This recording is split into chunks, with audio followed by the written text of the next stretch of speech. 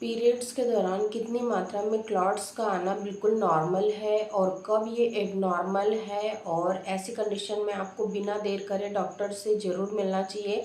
आज के इस वीडियो में हम इसी के बारे में जानेंगे, क्योंकि पीरियड्स में क्लॉट्स का आना कब बहुत ही ज़्यादा महिलाओं के लिए ख़तरनाक हो जाता है, ये भी जानना आप लोगों के लिए बहुत ही ज़्यादा ज़रूरी है।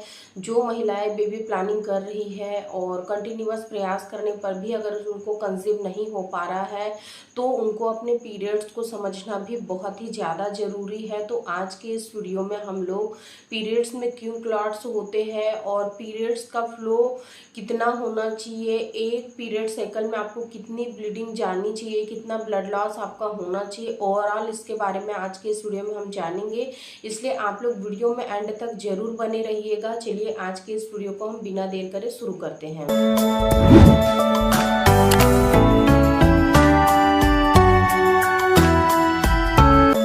सबसे पहले तो आप इस चीज को समझिए कि पीरियड्स में क्लॉट आना बिल्कुल नॉर्मल है।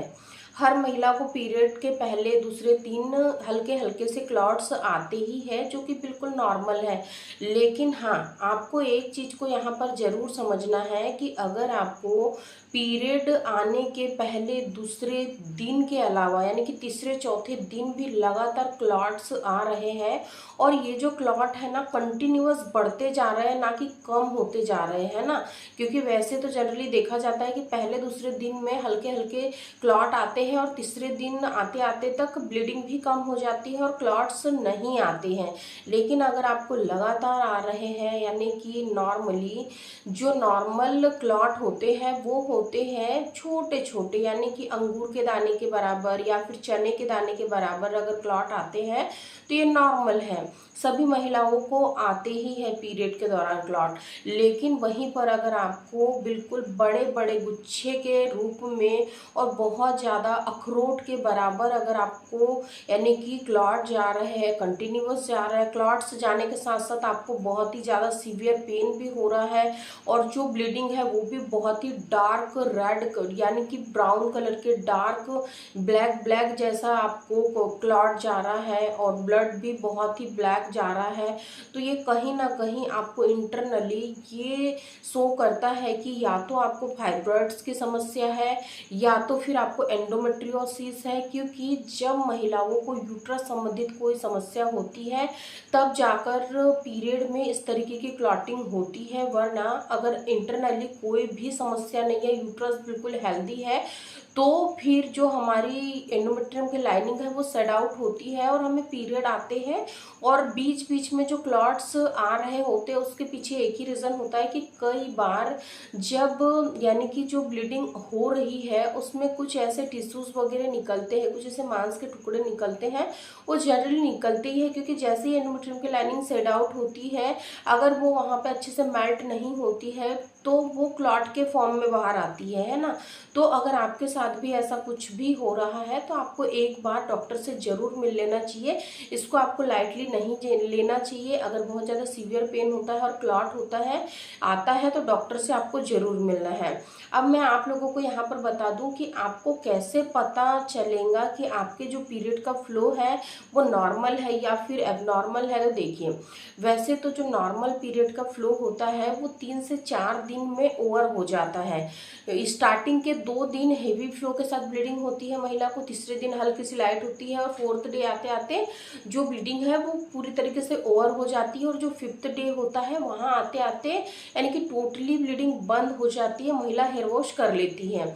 तो आपको क्या करना है, आपको यहाँ पर काउंट करना है कि आपको एक दिन में कितने मिनिमम कितने पैड की जरूरत पड़ती है। वैसे देखा जाता है कि एक पीरियड साइकिल में कम से कम आपको 80 ml तक ब्लड लॉस होना चाहिए, जो कि आइडियल होता है। अगर 80 ml से कम हो रहा है यानी कि आपका जो पीरियड आता है उसमें आपको केवल 1 से 2 ही पेड की जरूरत पड़ती है और फिर आपका पीरियड ओवर हो जाता है, तो ये बहुत ही लाइट पीरियड है। तो आपको इसको ठीक करने के लिए यहाँ पर पीरियड के पहले दिन से ही अजवाइन और जीरे के पानी का इस्तेमाल जरूर करना है। इससे भी आपके पीरियड का फ्लो इंक्रीज होता है। वहीं पर जिन महिला को 4 दिन कंटिन्यू कंटिन्यूअस यानी कि ब्लीडिंग होती है और 5वें दिन में वो लोग हेयर वॉश कर लेती है और आपको एक दिन में मिनिमम 3 से 4 पैड का इस्तेमाल करना पड़ रहा है, तो ये बिल्कुल नॉर्मल है। इसी को हम आइडियल पीरियड बोलते हैं। क्योंकि अब आप कहोगे कि हमें कैसे पता चलेगा कि 80 ml ही हमें ब्लड लॉस हुआ है या इससे ज़्यादा हुआ है। तो देखिए, जनरली हम जो पैड इस्तेमाल करते हैं, यानी कि फर्स्ट डे आपने 3 से 4 पैड इस्तेमाल किए, सेकंड डे 3 से 4 पैड इस्तेमाल किए, यानी कि टोटल एक पीरियड साइकिल में अगर आप 8 से 10 पैड का इस्तेमाल करते हैं, तो जो पैड हम इस्तेमाल करते हैं इसी में जो ब्लड रिलीज होके आता है उसी का जो काउंटिंग निकलता है वो 80 से यानी कि 60 से 80 ml के बीच में निकलता है, जो कि नॉर्मल है। तो इस तरीके से आपको थोड़ा सा यहाँ पर बारीकी से समझना है, क्योंकि जो महिलाएं बेबी प्लानिंग करने का सोच रही होती है और प्रेगनेंसी नहीं होती है और हर महीने उनको पीरियड में ऐसी समस्या होती है, बहुत ही सीवियर पेन रहता है, बिल्कुल जो दर्द है वो बर्दाश्त के बाहर होता है, तो ऐसे में महिलाओं को कई बार फाइब्रॉइड्स, एंडोमेट्रियोसिस की समस्या होती है, जिसमें कि माँ बनना असंभव होता है। यानी कि जब तक आप इसको ठीक नहीं करोगे आपको प्रेगनेंसी नहीं होगी। इसलिए आपको ऐसी कंडीशन में डॉक्टर से जरूर मिलना है और एक अल्ट्रासाउंड करके आपको देखना है, जिससे आपको क्लियर हो जाएगा कि इंटरनली आपको कौन कौन सी समस्याएं आपके यूट्रस में है। तो इस तरीके से क्लॉट्स को देखकर भी आप क्लियर कर सकते हो कि आपके पीरियड नॉर्मल है, एबनॉर्मल है, या फिर कहीं आपको यूट्रस संबंधित कोई समस्या तो नहीं है।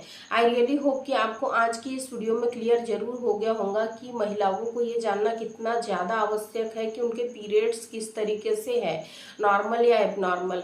अगर आप लोगों को भी प्रेगनेंसी कंसीव करने में काफ़ी ज़्यादा बाधाओं का सामना करना पड़ रहा है और आपके पीरियड्स भी काफ़ी ज़्यादा डिस्टर्ब है, या फिर आपको पीरियड संबंधित ऐसी दिक्कतें आ रही है, तो आप लोग इस वाली वीडियो को जरूर देखिएगा। मैंने कल ही एक वीडियो पोस्ट की थी जिसमें मैंने आप लोगों को बताया था कि अगर आपको बेबी कंसीव नहीं हो रहा है तो आपको किस तरीके से अपनी डाइट रखना चाहिए, पीरियड्स के पहले दिन से ही आपको अपनी कैसे पैम्परिंग करनी चाहिए, कौन कौन सी चीज़ों को आपको पूरे महीने खाना है जिससे कि आपको पीरियड में भी सुधार देखने को मिलेगा और फिर आपको प्रेगनेंसी भी कंसीव हो जाएंगी। तो आप डिस्क्रिप्शन में दी हुई लिंक को जरूर क्लिक करें और वहां से डिटेल वीडियो जरूर देखें। डियर, देखिए, बहुत सारी महिलाओं को ये लगता होगा कि हम थोड़े से लॉन्ग वीडियो बना लेते हैं, तो देखिए डियर, लॉन्ग वीडियो भी केवल और केवल आप लोगों के लिए ही बनाते हैं ताकि आपको एक वीडियो में बहुत सारी चीज़ें जानने को मिले और आपके जो भी डाउट्स वगैरह रहते हैं वो क्लियर हो जाए।